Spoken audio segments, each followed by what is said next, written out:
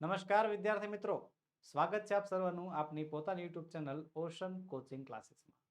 વિદ્યાર્થી મિત્રો, ઘણા વિદ્યાર્થી મિત્રોની કમેન્ટ્સ આવે છે, સવાલ આવે છે, સર સ્પેલિંગ નથી યાદ રહેતા, સ્પેલિંગ નથી આવડતા, સર 5-5 વાર લખવા આપે છે, રોજનું લેસન થઈ ગયું છે, શું કરું? ચિંતા શું કામ કરો છો? આજે આપણે ભણીશું ધોરણ 5 પ્રિય વિષય આપણો અંગ્રેજી, નવા પાઠ્યપુસ્તક 2024-25 પર આધારિત જે આપણું પુસ્તક છે એમાં ચોથું યુનિટ, જેના આજે આપણે મીનિંગ્સ એટલે કે સ્પેલિંગ્સ આપણે સમજવાના છે. યુનિટનું નામ છે એનિમલ ધ લિવિંગ વન્ડર્સ, એટલે કે પ્રાણીઓ, જીવતી જાગતી અજાયબી. એના જે અઘરા લાગતા સ્પેલિંગ છે એ હું તમને અત્યારે સોલ્વ કરાવવાનો છું. તો ચાલો કરીએ શરૂઆત સ્પેલિંગની. જો કબૂતર ઉડી ગયું.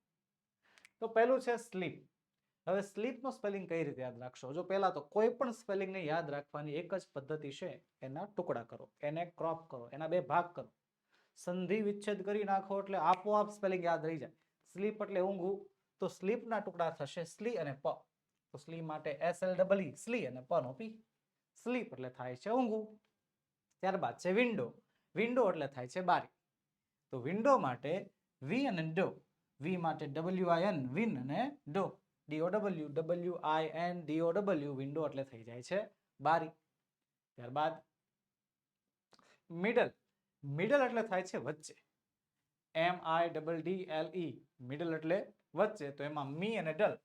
મી માટે MI અને ડલ માટે DDLE. મિડલ એટલે થાય છે વચ્ચે. તો ત્યારબાદ આપ્યું છે એજ. એજ એટલે શું થાય? તો એજ એટલે થાય કિનારી. બરોબર, કોઈ કોર હોય, કોઈ ખૂણો હોય, કોઈ કિનારી હોય, એને એજ કહેવાય. તો એજ માટે એ અને જ, EDGE એજ એટલે થાય છે કિનારી, જેમાં ડી સાયલેન્ટ રહે છે. ત્યારબાદ ડ્રોવર. ડ્રોવર એટલે થાય છે ખાનું, બરોબર, બોક્સ. તો ડ્રોવર માટે ડ્રો અને અર, બરોબર, ડ્રો અને અર. જો DRA એટલે ડ્રો થઈ ગયું, WER એટલે અર થઈ ગયું, ડ્રોવર DRAWER. ડ્રોવર એટલે થાય છે ખાનું. અને જા બોલતી વખતે જો ભલે આપણે આમાં લખ્યું છે ડ્રોવર, પણ બોલતી વખતે ડ્રોવર વ નામનું ઉચ્ચારણ આમ અંદરથી નીકળે છે.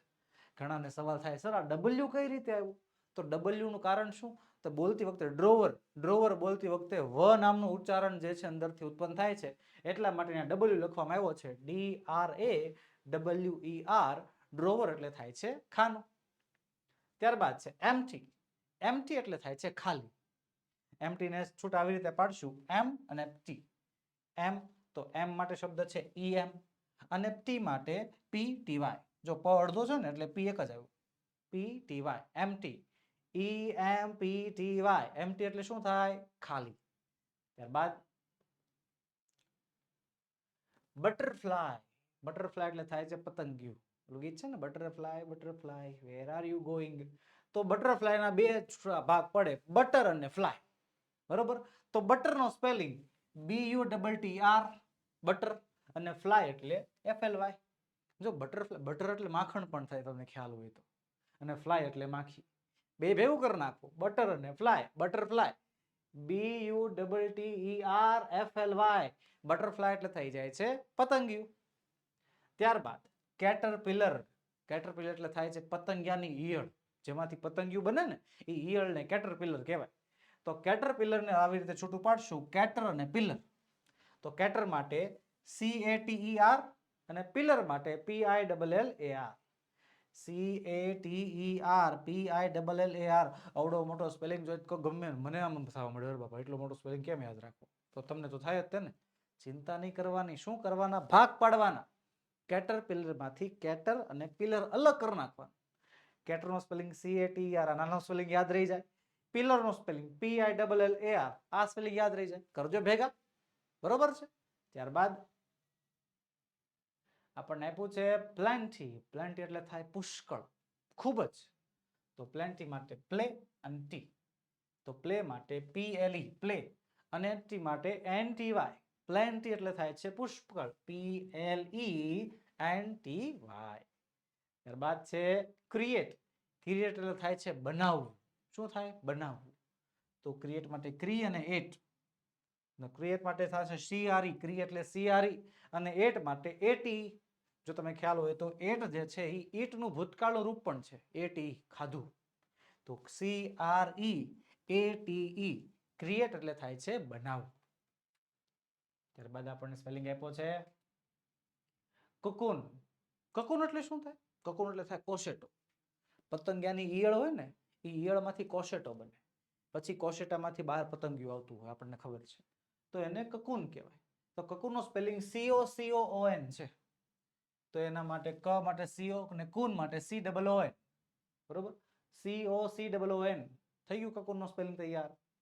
પછી છે એક્સાઇટિંગ એટલે થાય છે આકર્ષક. તમે કંઈક મનપસંદ વસ્તુ હોય, કંઈક નવું ચેપ્ટર આપણે ભણવાના હોય, કંઈક નવું શીખવાના હોય, ત્યારે આપણને જે મનમાં ફિલિંગ આવે ને, કંઈક આમ રસપ્રદ અનુભવ થાય, એને કહેવાય એક્સાઇટિંગ. તો એક્સાઇટિંગ માટે શબ્દ બે અલગ પડશે, એક્સા ઈટ ઇંગ. એવું કોણે કીધું સર બે ભાગ જ પાડવાના? તમને એમ લાગે કે આ બે ભાગમાં તૈયાર નથી થતો તો 3 ટુકડા કરો, 4 ટુકડા કરો. જેટલા નાના ટુકડા કરશો એટલું સમજવામાં સહેલું પડશે. હા, પછી ટુકડા જોડતા આવડવા જોયું. જો આમાં એક્સાઇટિંગ છે તો એક્સા, પછી ઈટિંગ માંથી ઈટ અને ઇંગ અલગ અલગ થઈ ગયા, તો એનો સ્પેલિંગ પણ આ રીતનો રહેશે. એક્સા માટે EXC, ઈટ માટે IT અને ઇંગ માટે ING.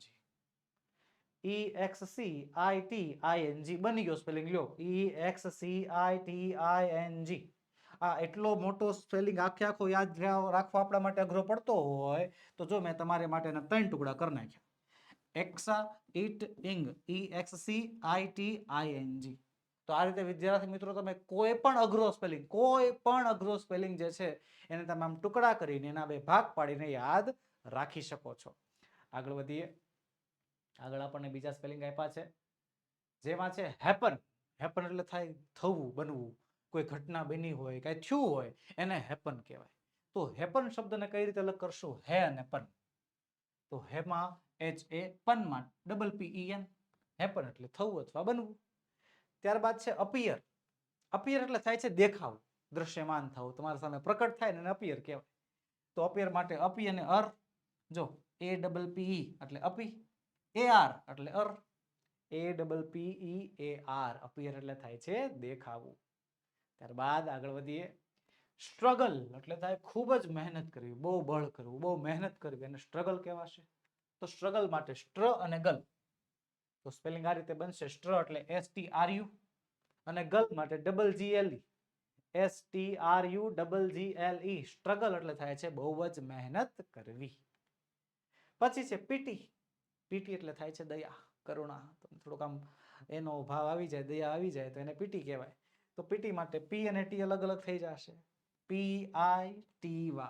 P નું PI, T નું TY. પીટી એટલે થાય છે દયા. ત્યારબાદ ક્વિકલી. જો યાદ રાખો, ગમે ત્યારે છેલ્લે લી દેખાય ને, લી એટલે LY વાળો શબ્દ હોય ને. LY વાળો શબ્દ હોય છે ક્રિયા વિશેષણ. ક્રિયાની વિશેષતા દર્શાવતો શબ્દ હોય એને ક્રિયા વિશેષણ કહેવાય. તો ક્વિકલી એટલે થાય છે ઝડપથી. તો ક્વિકલી ને ક્વિકલી એવી રીતે યાદ રાખવામાં આવશે. તો ક્વિકલી નો સ્પેલિંગ QUICK, ક્વિક, અને લી માટે LY. ક્વિકલી એટલે થાય છે ઝડપથી, અતિશય ઝડપથી. ત્યારબાદ છે સીઝર્સ. સીઝર્સ એટલે થાય કાતર. હવે જો ઘણા વિદ્યાર્થીઓ મનમાં સવાલ થતો હશે, સર સીઝર્સ એટલે બે કાતર નો થાય? ઘણી બધી કાતર નો થાય? આ તો છેલ્લે સીઝર્સ S આવ્યું એટલે બહુવચન નો થઈ ગયું. બાળકો, સીઝર્સ એટલે થાય કાતર. એ કાતર એક હોય ને તો એ સીઝર્સ જ કહેવાય, 5 હોય ને તો એ સીઝર્સ જ કહેવાય, અને એકારે 15,000 20,000 એટલી બધી કાતરું પડ્યું હોય તો એને સીઝર્સ જ કહેવાય. ટૂંકમાં સીઝર્સ જે છે એ એક એવા પ્રકારનો શબ્દ છે જેનું બહુવચન શક્ય નથી. ઓકે, તો સીઝર્સ એટલે થાય કાતર. કઈ રીતે યાદ રાખશું? જો સી અને ઝર્સ. સી માટે SCI અને સર્સ માટે SSORS. સીઝર્સ એટલે થઈ જાય છે કાતર. ત્યારબાદ આગળ વધીએ. આગળ છે પફી. પફી એટલે શું થાય? થોડુંક આમ ફૂલેલું, ફીણાવાળું. ફીણાવાળું હોય અને પફી કહેવાય, ફૂલેલું કહેવાય. પ અને ફી અલગ અલગ છૂટા કાપ પાડવાના. પ માટે PU અને ફી માટે FFY. PUFFY. પફી એટલે થઈ જાય છે ફૂલેલું. પછીનો સ્પેલિંગ છે વિંગ. વિંગ એટલે થાય છે પાંખ, પક્ષીઓને હોય ને, WING. વિંગ એટલે પાંખ. ઇંગ. વ માટે W, ઇંગ માટે ફિક્સ છે ING. વિંગ, WING એટલે થઈ જાય છે વિંગ એટલે કે પાંખ. ત્યારબાદ ઈગરલી જો પાછું આવ્યું શું એલવાય એટલે કે લી. ઈગરલી આતુરતાપૂર્વક એક પ્રકારનું ક્રિયા વિશેષણ છે. આમ તમે કોઈ વસ્તુની આતુરતાથી રાહ જોઈ રહ્યા હોય, બરોબર, વેકેશન પડી ગયું હોય, વેકેશન ખુલવાની રાહ જોતા હોય, અને ઘણી વખત તો પડવાની આપણે રાહ જોતા હોય ને આતુરતાપૂર્વક, તો એવા પ્રકારની વસ્તુ છે. ઈગરલી એટલે EAGERLY, ઈગરલી નામનું સ્પેલિંગ છે. છૂટું કઈ રીતે પાડશું? ઈગરલી.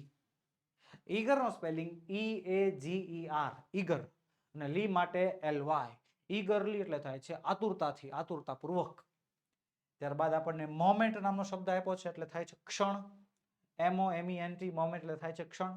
તો મોમેન્ટ, મોમેન્ટ માટે MO, પેલા મો એટલે MO, અને મંટ માટે MENT, મોમેન્ટ એટલે થઈ જાય છે ક્ષણ. ત્યારબાદ આગળ વધીએ. આગળ છે લેસન. લેસન એટલે થાય છે પાઠ. સ્કૂલમાંથી તમને જે ભણાવવામાં આવે ને લેસન કહેવાય. લેસન એટલે પાઠ થાય છે.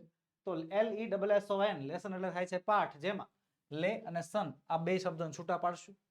લે માટે LE અને સન માટે SSON, LESSON, લેસન એટલે થઈ જાય છે પાઠ. ત્યારબાદ છે પુશ. પુશ એટલે થાય છે ધક્કો મારવો. શું કરવું? ધક્કો મારવો, બળ કરવું, ધક્કો મારવો. તો પુશ માટેનો શબ્દ પુ અને શ બે અલગ અલગ કરશું. પુ માટે PU, શ માટે SH. આ તો વિદ્યાર્થી મિત્રો આપણી બારાક્ષરી પ્રમાણે થઈ ગયું ને. હા, ઘણા સ્પેલિંગ જે છે આવી રીતે આપણે બારાક્ષરી પ્રમાણે પણ સોલ્વ કરી શકીએ છીએ. પુશ એટલે થઈ જાય છે ધક્કો મારવો, PUSH. ત્યારબાદ લિક્વિડ. લિક્વિડ એટલે થાય છે પ્રવાહી. જો ત્રણ અવસ્થા આવે, આપણે તમે તમારા આસપાસમાં ભણતા હશો, ઘન અવસ્થા, પ્રવાહી અવસ્થા અને વાયુ અવસ્થા. એમાંથી જે બીજી અવસ્થા એટલે એને પ્રવાહી અવસ્થા કહેવાય. પ્રવાહીને ઇંગ્લિશમાં કહેવાય છે લિક્વિડ. LIQUID, લિક્વિડ એટલે થાય છે પ્રવાહી. તો છૂટું પાડશું લીક અને વીડ. લિક્વિડ શબ્દ અલગ અલગ પડે છે. લીક માટે LIQ, વીડ માટે UID. લિક્વિડ એટલે થાય છે પ્રવાહી. ત્યાર પછીનો શબ્દ છે સેડલી. જો ફરીવાર લી દેખાણો, LY, એક ક્રિયા વિશેષણ છે. અને વિદ્યાર્થી મિત્રો સેડલી એટલે થાય છે દુર્ભાગ્ય, દુઃખથી, કમનસીબે એવો શબ્દ આવે છે. સેડલી ને કરો અલગ અલગ. સેડ અને લી શબ્દ થાય. શું? સેડ અને લી. સેડ એટલે તો કે SAD, લી માટે LY, સેડ લી. સેડલી એટલે દુર્ભાગ્ય. ત્યારબાદ તો બસ વિદ્યાર્થી મિત્રો, આજના વિડીયોમાં એટલું જ.